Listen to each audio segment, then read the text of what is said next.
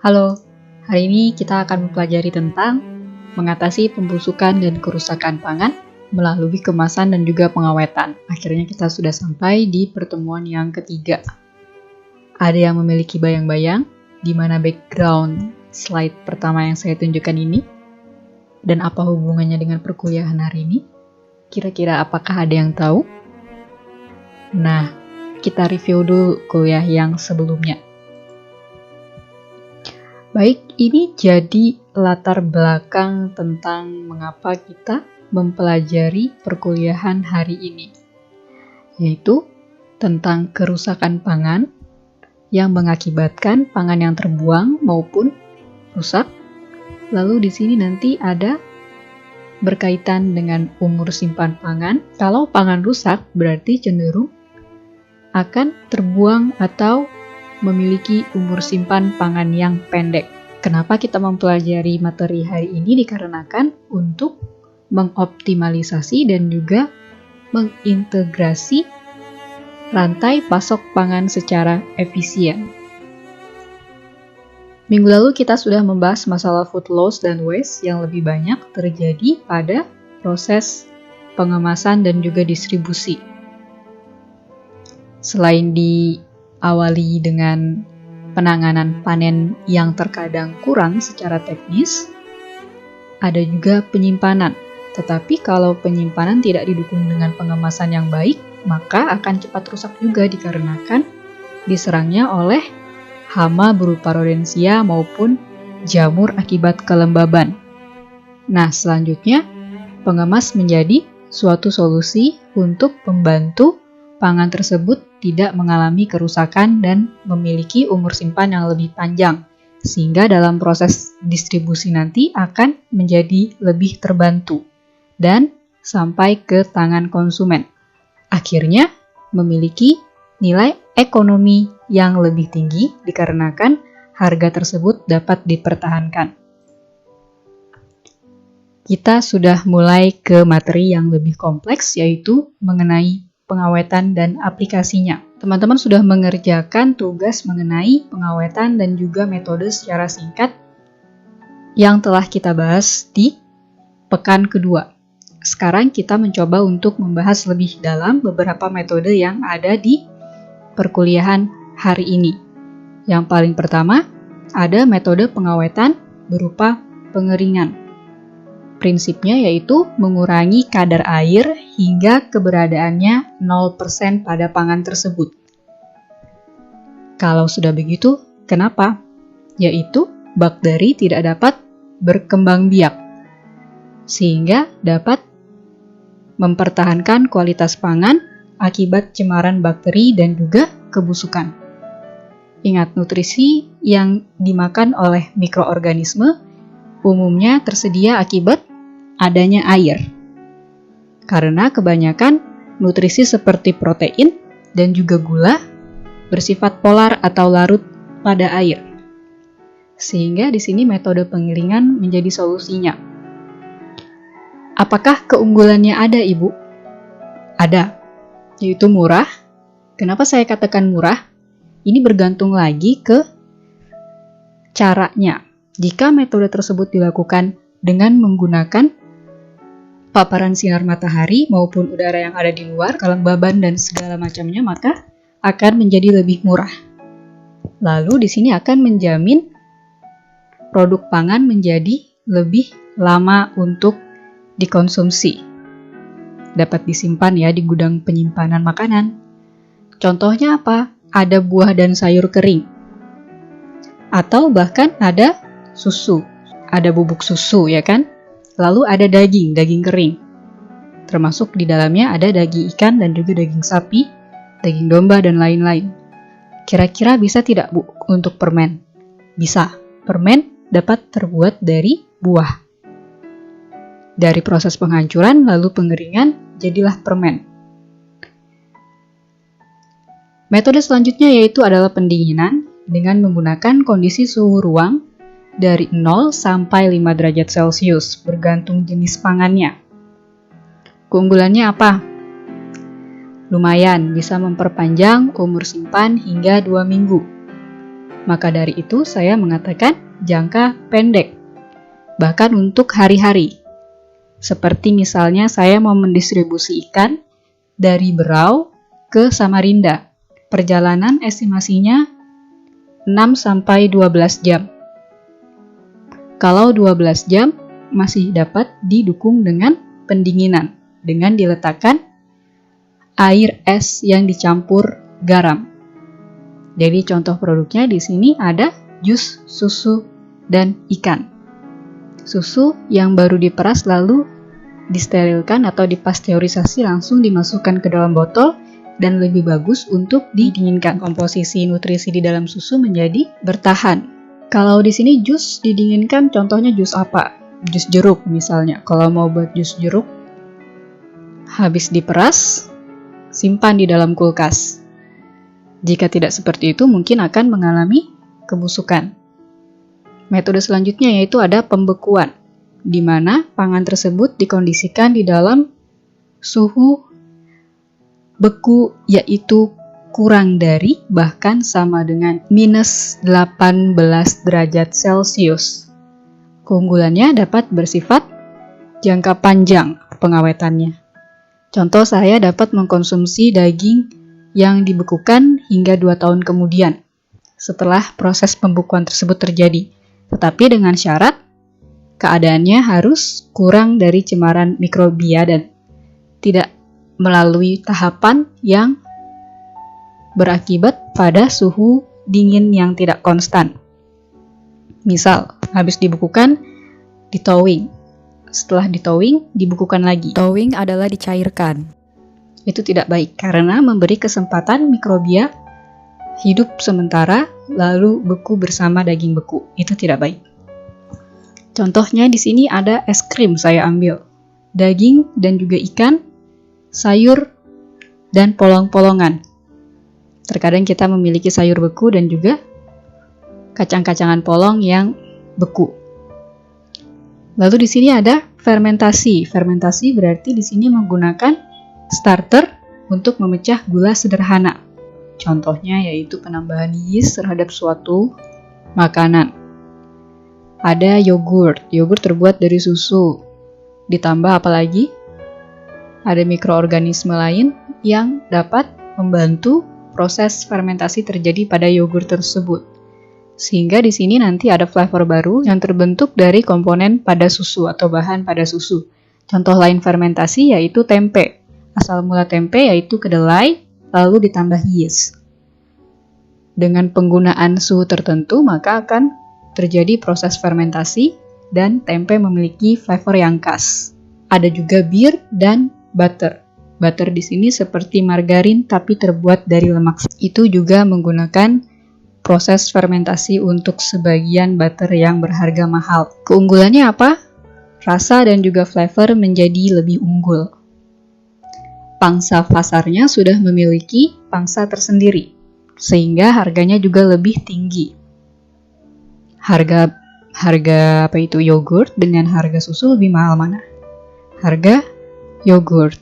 Lalu di sini ada harga tempe dibanding dengan harga kedelai. Lebih mahal mana? Kedelai rebus atau tempe? Lebih mahal tempe. Kemudian ada metode penambahan gula. Konsepnya yaitu molekul air terikat oleh gula. Jadi, aktivitas air yang ada pada pangan tersebut menjadi sangat rendah. AW-nya turun, sehingga menekan pertumbuhan mikroorganisme di dalam pangan tersebut. Contoh penambahan gula apa? Ada manisan dan juga ada selai. Manisan dapat bersifat manisan kering maupun manisan basah. Yang mana yang lebih tahan lama? Manisan kering, tapi bergantung lagi dengan suhu dan bagaimana menyimpan pangan tersebut menggunakan kemasan apa. Karena kalau manisan kering tersebut ditaruh atau diletakkan di suhu yang lembab, maka akan cenderung disukai oleh jamur. Kalau untuk manisan ditaruh di dalam toples, juga ada umur simpannya. Bisa jadi tidak terlalu lama, bisa jadi lama, bergantung bagaimana higienitas atau aseptik yang terjadi dalam proses tersebut. Ada penambahan garam, di mana di sini konsepnya yaitu ketika suatu pangan ditambahkan garam yang diencerkan dengan air, maka nanti air akan mengikat garam tersebut, sehingga aktivitas air menjadi turun. Bisa tidak Bu, kok tidak tanpa air? Bisa. Contohnya adalah saat membuat ikan asin. Di sini saya membuat asinan buah. Ceritanya, contohnya. Tapi tidak menutup kemungkinan untuk asinan dari produk hewani. Misalnya asinan dari daging sapi maupun daging ikan. Lalu ada penambahan enzim. Contohnya ada enzim lakase, di mana dapat mendegradasi lignin. Ini degradasi ya, bukan degradasi. Degradasi lignin dan juga turut serta dalam pigmentasi, sehingga spora menjadi tidak mampu bereproduksi di dalam pangan. Jadi di sini sangat cocok untuk produk yang berpotensi terkontaminasi oleh spora atau jamur. Contohnya jus. Ingat, jus buah itu manis. Jamur suka dengan yang manis-manis. Maka dari itu, cocok untuk jus. Bagaimana dengan bir? Bir juga seperti itu.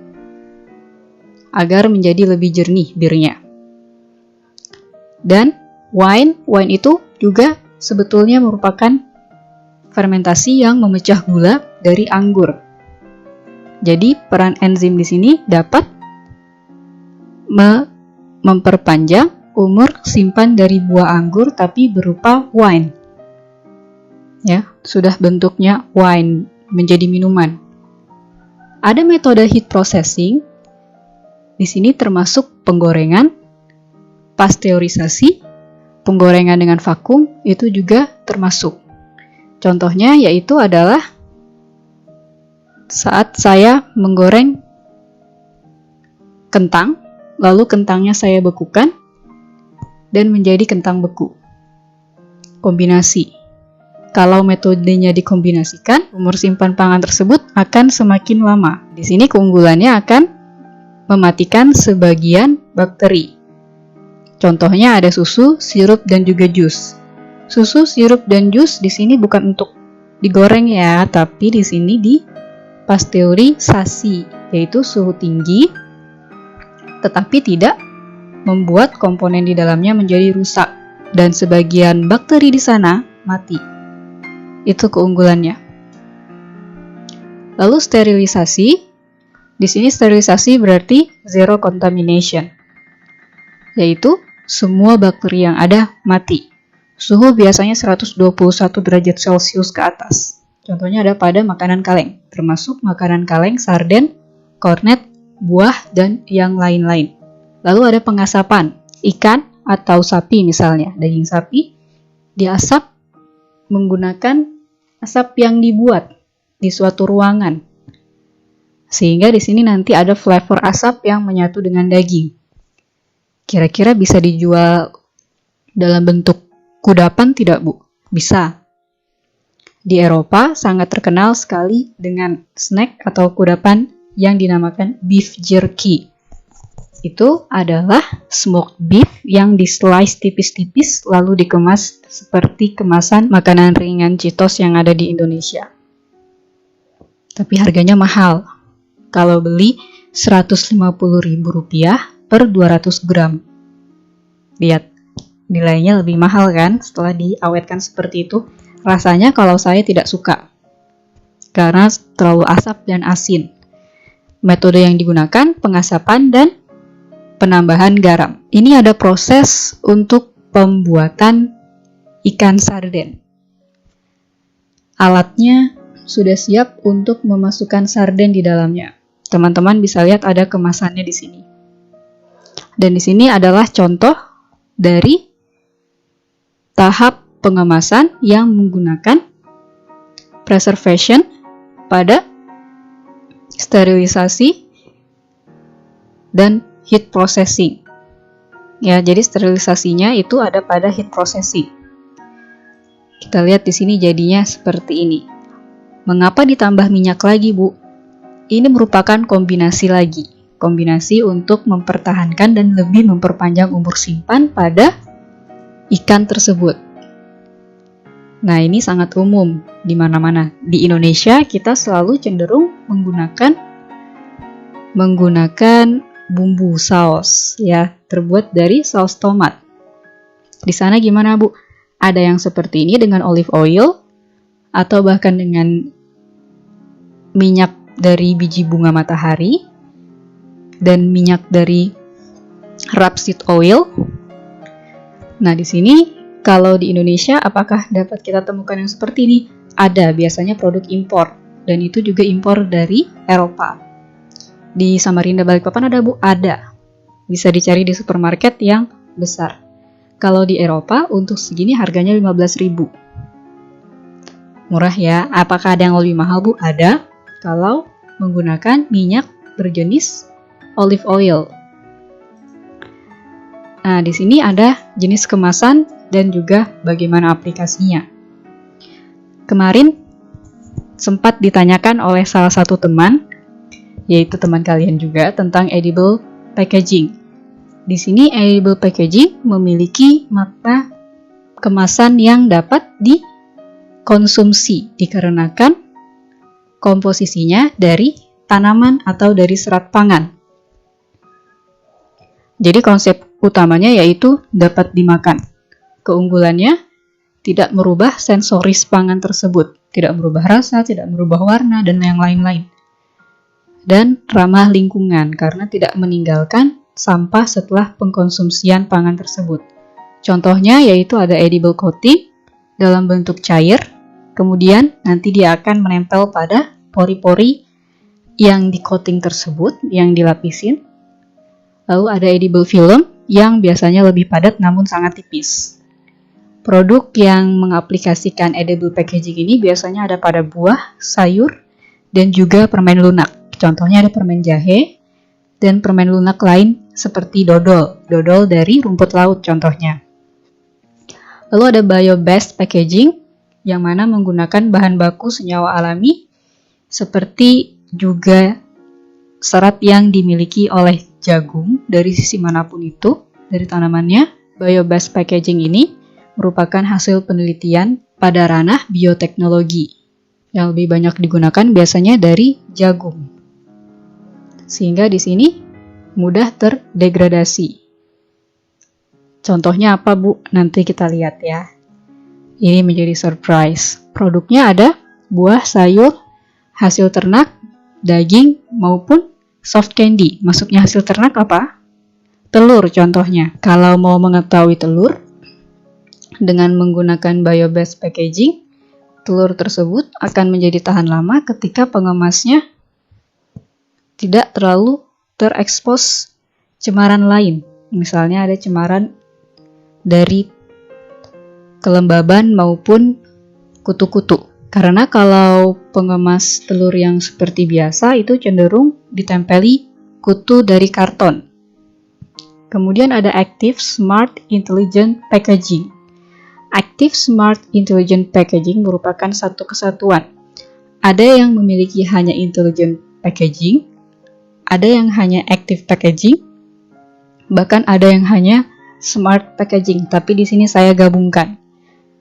Konsepnya adalah bahan kemasan dapat bersifat reaktif terhadap produk tersebut, sehingga nanti bersifat informatif.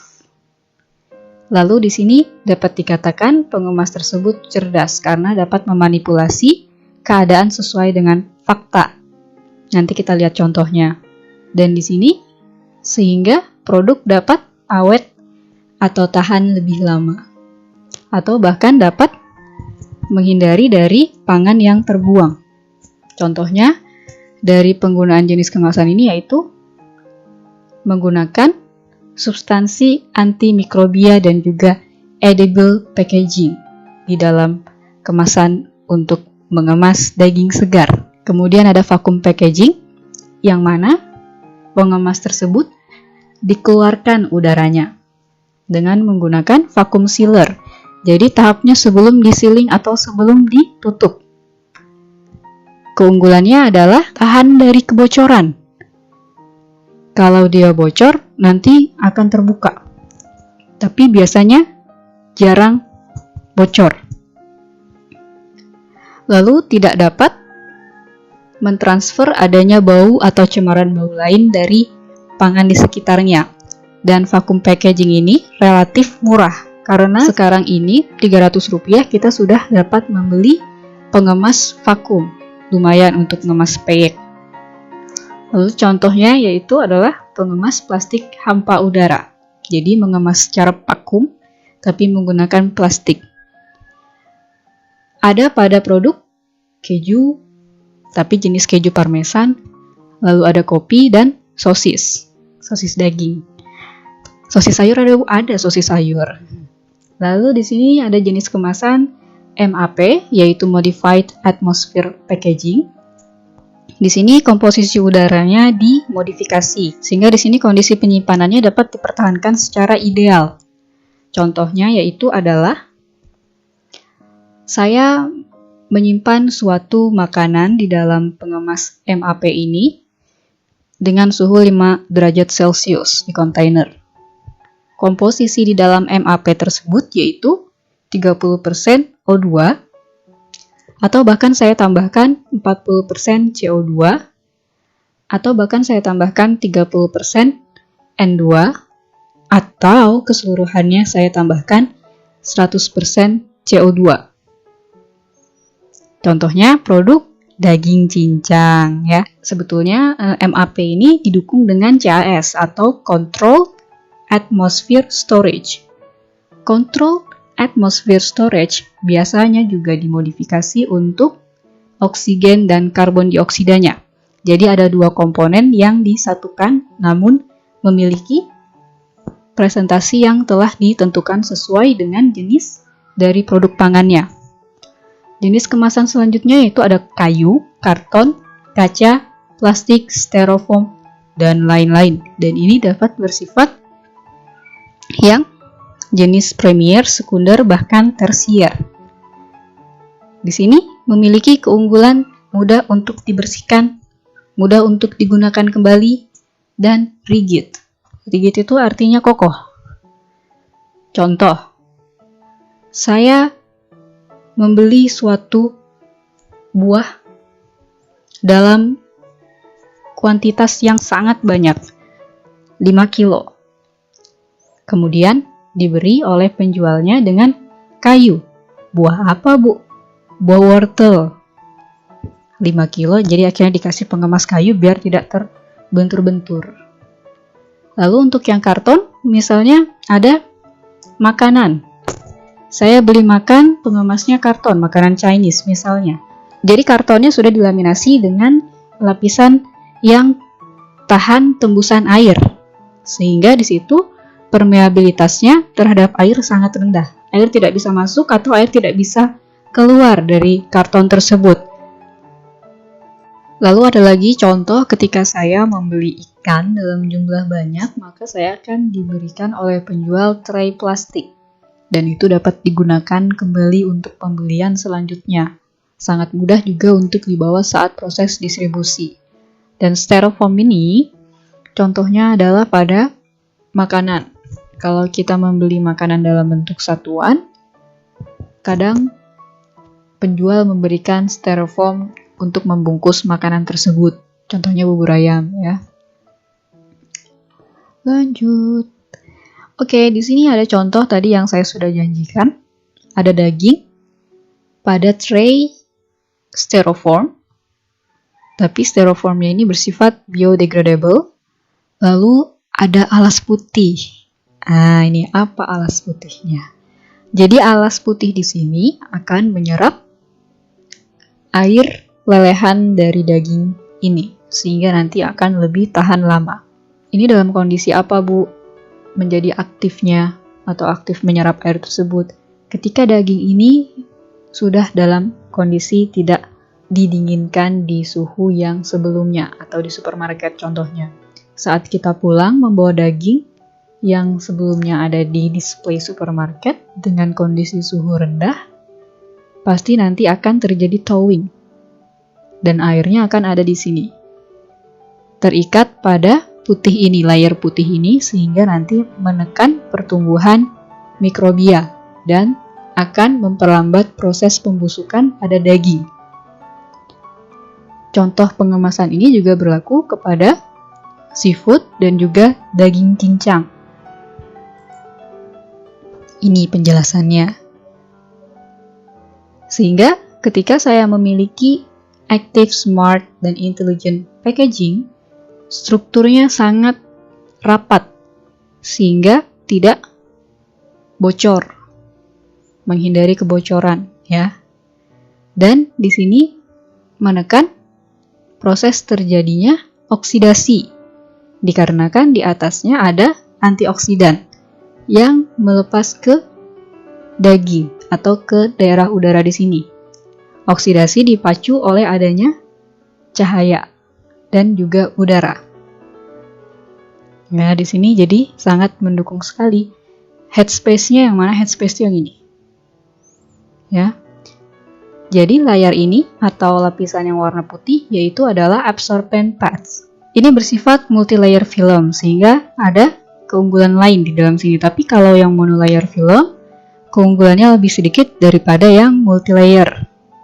Misal, dia tidak memberikan adanya sealing film, sehingga nanti tidak terlalu protektif. Aman saja kalau bawanya tidak pecicilan pulang ke rumah. Contoh untuk seafood atau untuk udang, saya dulu juga pernah beli yang seperti ini. Harganya relatif lebih mahal 1 euro tapi lebih aman. Karena dulu saya waktu tinggal di negara lain, yang saya ingat kalau saya mau membeli suatu makanan halal, saya harus pergi ke kota dengan jarak 40 menit, jarak tempuh ya. Sehingga saat pulang itu, keadaan daging sudah pasti tidak seperti yang saya beli sebelumnya. Dan saya lebih memilih untuk membeli dengan menggunakan active atau smart intelligent packaging, supaya saya tidak keracunan. Kadang saya mengkonsumsi makanan tersebut untuk stok di minggu selanjutnya. Lalu di sini ada contoh vakum packaging atau pengemasan vakum pada parmesan atau keju Parmigiano Reggiano yang dari Italia, keju keras. Mengapa di vakum packaging atau mengapa dikemas secara vakum? Agar tidak terjadi proses penjamuran atau oksidasi. Oksidasi akan menyebabkan parmesan ini menjadi tengik. Nah, di sini ada siklus bio-based packaging. Lagi-lagi ini kenapa, Bu? Karena biasanya plastik ini dapat di-replace dengan bio-packaging. Dan ini kegunaan bio-packaging bukan hanya untuk makanan saja, tapi bisa juga untuk sebagai pengemas saat kita berbelanja baju atau shopping. Dan di sini biasanya menggunakan biopolimer dari selulosa. Kemudian dimodifikasi lewat pabrik, jadi deh. Nah, kemudian saat dibuang akan terdegradasi dengan sangat mudah, atau dapat juga sangat mudah dilakukan pemilihan untuk di-recycle. Energi yang digunakan lagi-lagi sangat rendah. Beda saat kita recycle plastik maupun kaleng. Ini contoh dari bio-based packaging. Ini dari selulosa suatu hasil perkebunan. Lanjut ada produk daging slice yang sudah dipotong-potong. Pengemasnya aktif tidak? Tidak, ini pengemasnya biasa saja, tapi saya tidak tahu bagaimana dengan styrofoamnya. Siapa tahu styrofoamnya sudah biodegradable. Anggap saja sudah biodegradable. Nah, daging di sini variannya banyak dan warnanya merah. Biasanya kalau sudah merah begini, sudah ditambahi nitrit dan nitrat, sehingga menjadi lebih awet. Kita sekarang berlanjut ke studi kasus pengawetan pangan daging dan ikan. Tadi saya sudah sedikit membahas mengenai nitrit dan nitrat. Karena banyak sekali penelitian yang mengatakan penggunaan nitrit dan nitrat berpotensi menimbulkan adanya sel kanker yang aktif pada pengkonsumsi daging tersebut, sehingga banyak orang yang masih mempertahankan secara tradisional dalam pengawetan makanan. Namun dikombinasikan juga dengan cara teknologi. Teknologinya sederhana. Contoh ini. Ini adalah ikan kod yang ada di Skandinavia. Skandinavia itu wilayah Eropa Utara. Contoh Norwegia, Finlandia, dan kawan-kawan. Biasanya orang-orang Skandinavia kalau ingin mengawetkan ikan dipaparkan di udara terbuka seperti ini. Suhunya tidak panas, tapi suhunya rendah. Hanya saja relatif humidity-nya rendah. Lewat angin, air tersebut akan terbawa. Dan sinar matahari, meskipun keadaannya di sini dingin, tetap dapat memecah molekul air. Sehingga nanti ikannya akan menjadi kering. Ini adalah proses pengeringannya. Lalu, cara lain yaitu adalah pengasapan ikan kod atau ikan tuna. Yang ini ikan kod ya, diasapin di dalam suatu ruang pengasap. Dan dijadikan acar dengan proses penggaraman atau pengasaman. Rasanya semua enak bagi siapa yang suka, karena ada orang tertentu yang suka dengan ikan asap. Orang Indonesia bagaimana, Bu? Siapa bilang tidak suka? Kita konsumsinya ikan asin, mahal lagi harganya. Ikan asap juga mahal, dijual di Pasar Segiri, Samarinda. Dan itu menjadi suatu oleh-oleh ketika orang berpergian ke Samarinda. Lalu bagaimana dengan acar ikan? Belum pernah saya lihat ini menjadi tradisi di Indonesia. Mungkin kalau ada yang tahu, bisa dikasih tahu nanti saya. Oke, sudah ada. Lalu ini, saya memiliki Smart Active Packaging untuk daging. Dan juga ada produk minuman, buah. Produk minuman di sini, anggap saja Coca-Cola. Di sini Coca-Cola ada yang bersifat dingin dan masih belum dingin. Ketika dia tidak dingin, misalnya hangat, maka penutupnya tidak memberikan warna apapun. Saat dingin, maka akan memberikan perubahan warna pada tutupnya. Ini namanya Smart, Active, dan Intelligent Packaging, sehingga kita tahu mana yang tepat untuk kita. Kenapa dia bisa hangat? Mungkin saat kita berpergian terkena sinar. Atau ini cocok juga untuk produk kopi yang ingin dihangatkan di dalam microwave atau sebagainya. Dan di sini ada juga active packaging dari apel. Saya agak melenceng dikit dari daging ya sebelumnya. Berubah dari warna merah menjadi kuning ketika itu jelek. Merah berarti masih bagus. Contoh.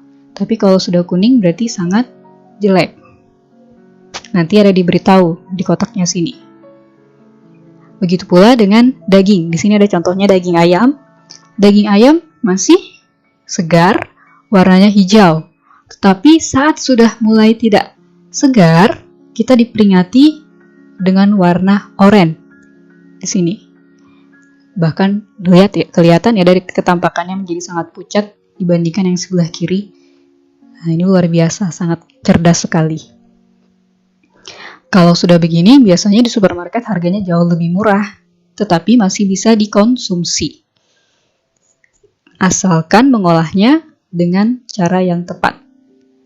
Lalu di sini ada juga ikan. Ini saya pernah beli yang seperti ini. Kalau masih bagus, warnanya biru. Kalau sudah jelek, warnanya sudah bukan biru lagi. Oke. Jadi pengawetan pangan seperti itu bagusnya bagaimana Bu untuk daging diawetkannya agar lebih panjang?